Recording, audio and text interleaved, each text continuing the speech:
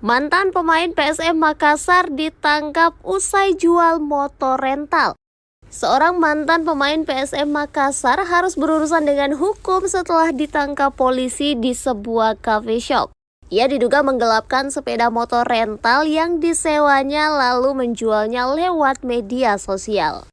Kasus ini menyita perhatian publik karena menyingkap sisi lain perjuangan mantan pemain PSM menghadapi tekanan ekonomi. Tim Jatantras Polrestabes Makassar menangkap pria berinisial MT 28 tahun di sebuah cafe shop di Jalan AP Petarani, Kota Makassar, Sulawesi Selatan.